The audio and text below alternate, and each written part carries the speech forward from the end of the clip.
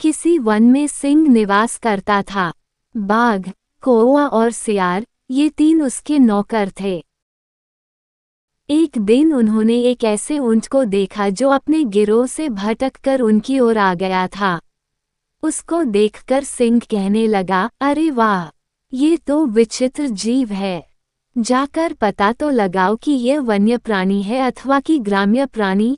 ये सुनकर कौवा बोला, स्वामी, यह ऊंट नाम का जीव ग्राम्य प्राणी है और आपका भोजन है। आप इसको मारकर खा जाए। सिंह बोला, मैं अपने यहाँ आने वाले अतिथि को नहीं मारता। कहा गया है कि विश्वस्त और निर्भय होकर अपने घर आए शत्रु को भी नहीं मारना चाहिए।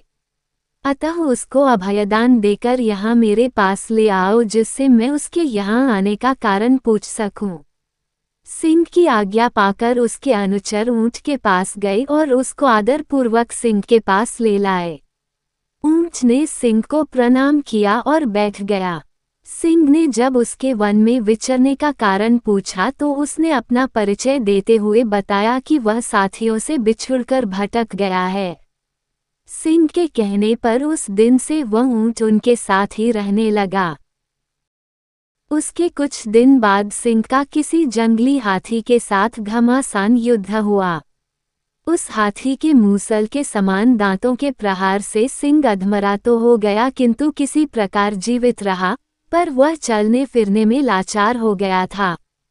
उसके अशक्त हो जाने से कौवे आदि उसके नौकर भूखे रहने लगे। क्योंकि सिंह जब शिकार करता था तो उसके नौकरों को उसमें से भोजन मिला करता था। अब सिंह शिकार करने में असमर्थ था। उनकी दुर्दशा देखकर सिंह बोला, किसी ऐसे जीव की खोज करो कि जिसको मैं इस अवस्था में भी मारकर तुम लोगों के भोजन की व्यवस्था कर सकूं। सिंह की आज्ञा पाकर वे चारों प्राणी हर तरफ शिकार की तलाश में घूमने निकले। जब कहीं कुछ नहीं मिला तो कौवे और सियार ने परस्पर मिलकर सलाह की। श्रीगाल बोला, मित्र कौवे, इधर उधर भटकने से क्या लाभ? क्यों न इस ऊंट को मारकर उसका ही भोजन किया जाए।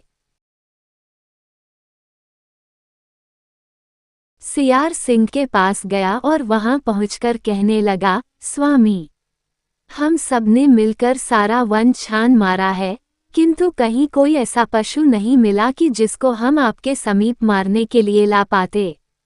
अब भूख इतनी सता रही है कि हमारे लिए एक भी पग चलना कठिन हो गया है। आप बीमार हैं। यदि आपकी आज्ञा हो तो आज ऊंट के मांस से ही आपके खाने का प्रबंध किया जाए।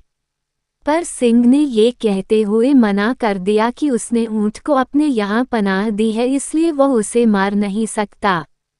पर सियार ने सिंह को किसी तरह मना ही लिया। राजा की आज्ञा पाते ही श्रीगाल ने तत्काल अपने साथियों को बुला लाया। उसके साथ ऊंट भी आया। उन्हें देखकर सिंह ने पूछा, तुम लोगों को कुछ मिला? कौवा, सियार, बाघ सहित दूसरे जानवरों ने बता दिया कि उन्हें कुछ नहीं मिला। पर अपने राजा की भूख मिटाने के लिए सभी बारी बारी से सिंह के आगे आए और विनती की कि वह उन्हें मारकर खा लें। पर सियार हर किसी में कुछ न कुछ खामी बता देता ताकि सिंह उन्हें न मार सके। अंत में ऊंट की बारी आई। बेचारे सीधे साधे कथनिक ऊंट ने जब ये देखा कि सभी सेवक अपनी जान देने की विनती कर रहे हैं तो वह भी पीछे नहीं रहा।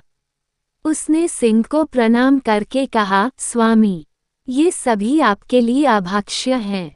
किसी का आकार छोटा है, किसी के तेज नाखून हैं, किसी की देह पर घने बाल हैं। आज तो आप मेरे ही शरीर से अपनी जीविका चलाए, जिससे कि मुझे दोनों लोकों की प्राप्ति हो सके। ऊंट का इतना कहना था कि बाघ और सियार उस पर झपट पड़े और देखते ही देखते उसके पेट को चीर कर रख दिया। बस फिर क्या था, भूख से पीड़ित सिंह और बाघ आदि ने तुरंत ही उसको चट कर डाला। ऐसे ही हिंदी कहानियाँ देखने के लिए लाइक और सब्सक्राइब जरूर करें।